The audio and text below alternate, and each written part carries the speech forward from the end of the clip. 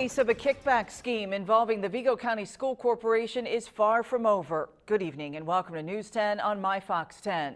The government had its turn in convicting Franklin Fennell and Frank Shahade. Court documents say the two used inflated invoices from a company to get money. Now the school corporation is taking its opportunity to fight back. Tonight, the school corporation met to discuss what's next in a civil lawsuit it filed in February.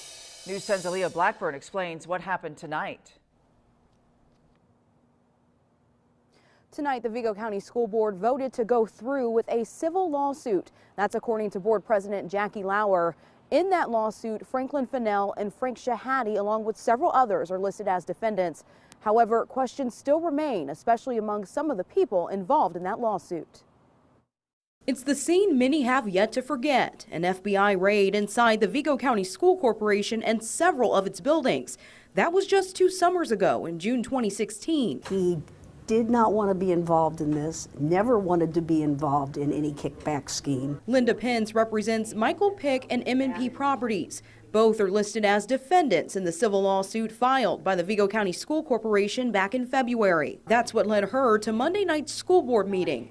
There, board members approved to go through with pursuing the lawsuit. I found that strange because a lawsuit had already been filed. As a matter of fact, it was filed in February. And it was amended in March to add another defendant, Paula Shahade. That's according to Cal Ellis, who represents both her and Frank Shahade.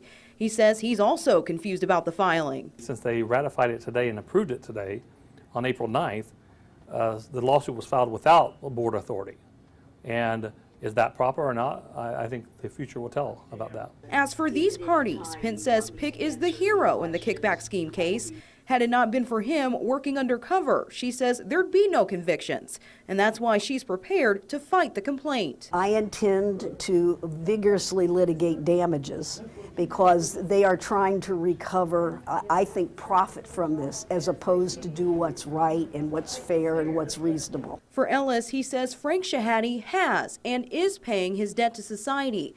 Because he's already paying restitution, Ellis says the lawsuit is overkill. Mr. Shahade, he has been paying restitution for the last several months.